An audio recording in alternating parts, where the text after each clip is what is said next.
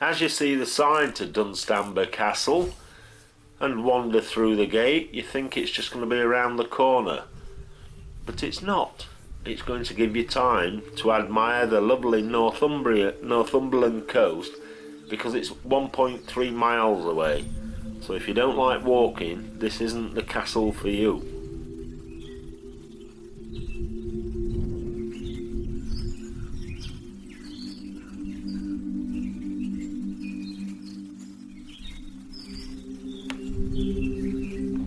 Dunstanburgh Castle is a 14th century fortification on the coast of Northumberland in northern England, between the villages of Craster and Embleton. The castle was built by Thomas, 2nd Earl of Lancaster, between 1313 and 1322, taking advantage of the site's natural defences and the existing earthworks of an Iron Age fort. Thomas was a leader of a baronial faction opposed to King Edward II, and probably intended Dunstanburgh to act as a secure refuge should the political situation in southern England deteriorate.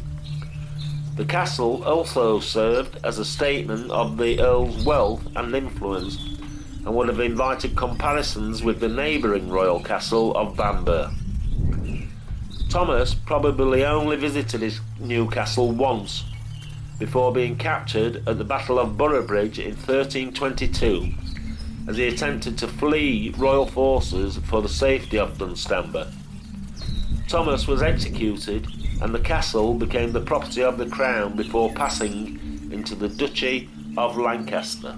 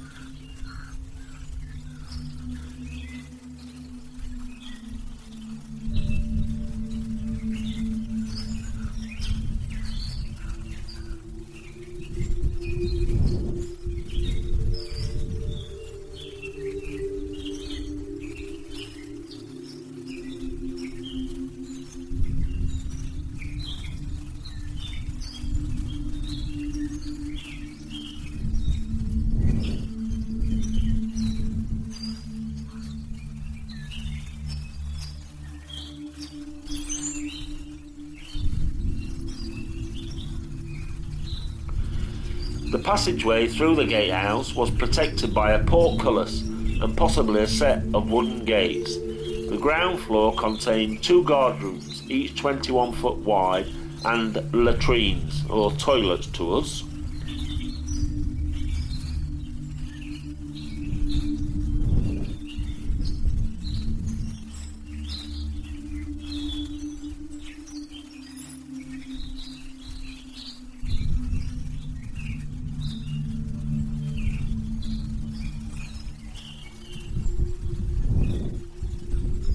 Dunstanburgh's defences were expanded in the 1380s by John of Gaunt, 1st Duke of Lancaster, in the light of the threat from Scotland and the peasant uprisings of 1381.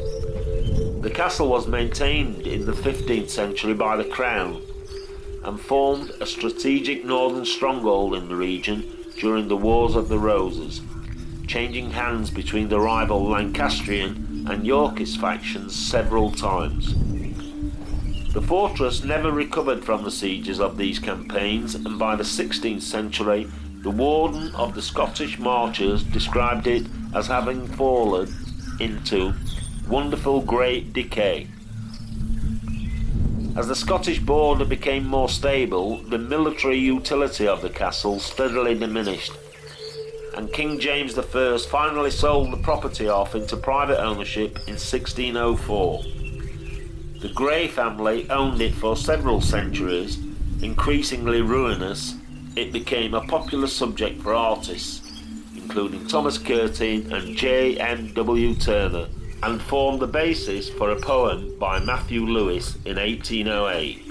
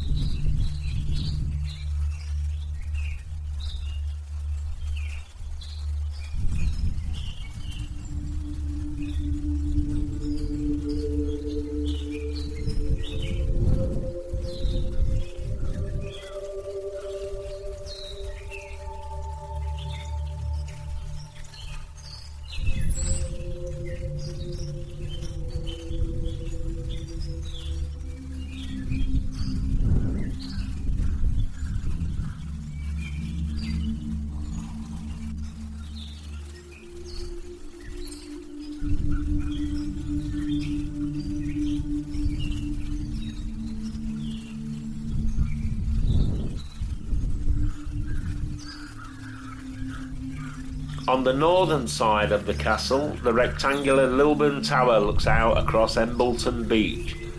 The tower was named after an early castle constable, John de Lilburn, but may have been built under Thomas of Lancaster. It was intended as a high-status residence, 59 feet high, 30 feet square and 6 foot thick walls, with a guard room for soldiers on the ground floor. Most towers of the period were built with circular-shaped exterior walls to help deflect arrows or large projectiles fired from trebuchets and minimise structural damage. However, the Lilburn Tower was constructed with rectangular walls, possibly due to its location perched high above the surrounding fields, where it would not need the extra defence afforded by rounded walls.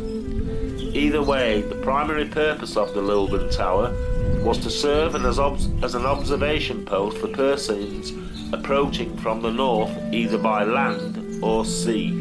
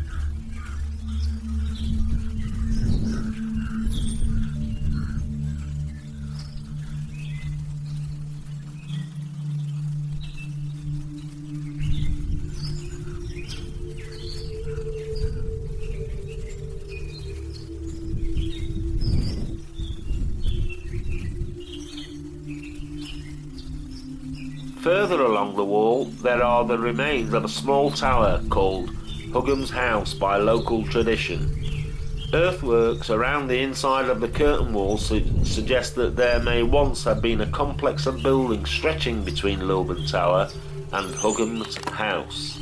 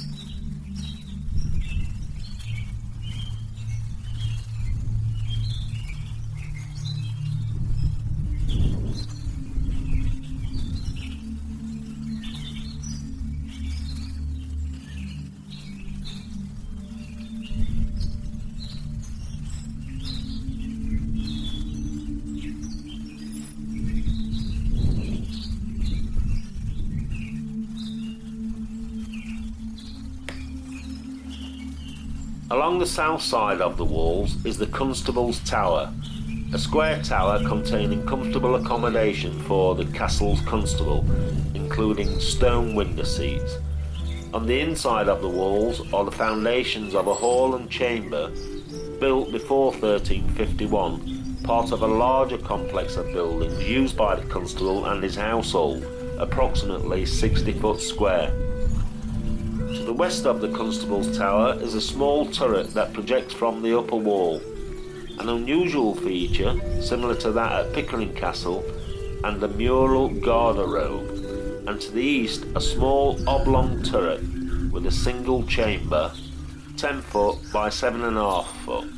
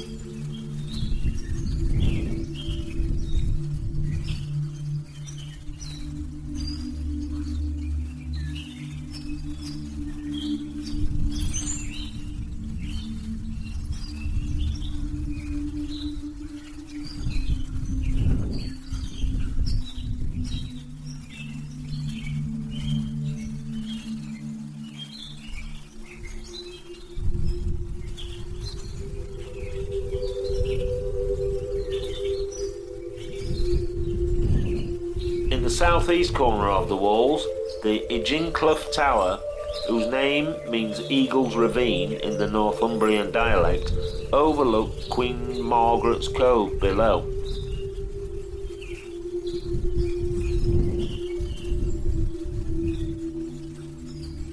A 3-storey square building 25 foot across, Iginclough Tower was designed to house a castle official and included a small gateway and a drawbridge into the castle, either for the use of the castle constable or possibly for the local people.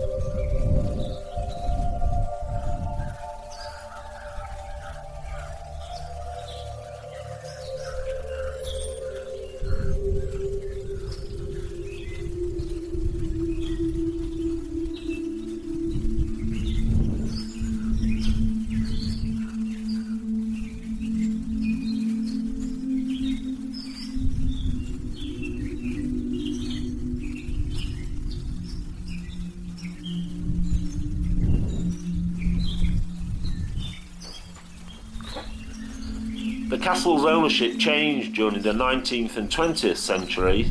By the 1920s, its owner, Sir Arthur Sutherland, could no longer afford to maintain Dunstanburgh, and he placed it under the guardianship of the state in 1930. When the Second World War broke out in 1939, measures were taken to defend the Northumberland coastline from potential German invasion. The castle was used as an observation post, and the site was refortified with trenches, barbed wire, pillboxes and a minefield. In the 21st century, the castle is owned by the National Trust and run by English Heritage. The ruins are protected under UK law as a Grade 1 listed building and are part of a site of specific scientific interest, forming an important natural environment for birds and amphibians.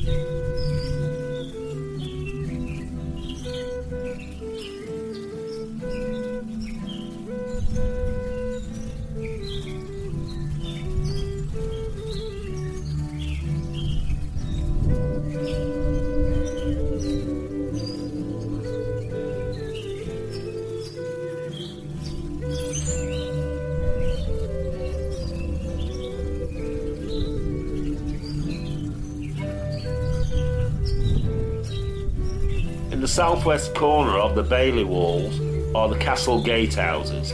The most prominent of these is the Great Gatehouse, a massive 3-storey fortification comprising 2 drum-shaped towers of ashlar stone, originally 79 feet high. This was heavily influenced by the Edwardian gatehouses in North Wales, such as that at Harlech, but contains unique features such as the frontal towers, and is considered by historians Alistair Oswald and Jeremy Ashby to be one of the most imposing structures in any English castle. In the 1380s, this gatehouse was further strengthened with a 31-foot long barbican, of which only the rubble foundations now survive, around 2.5 feet high.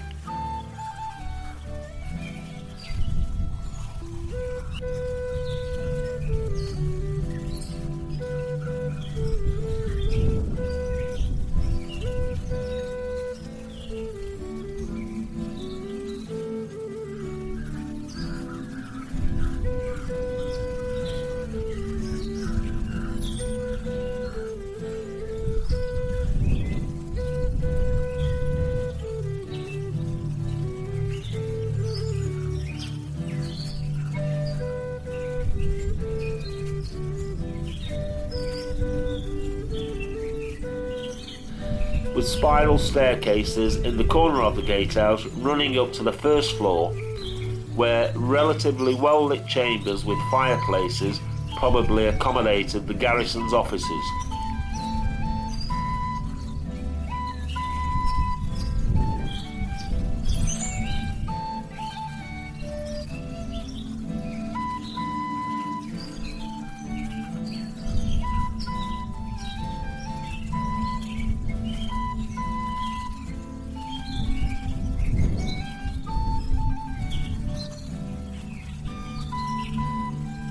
The staircases continued up to the second floor, containing the castle's great hall, an antechamber and bedchamber, originally intended for the use of Thomas Lancaster and his family.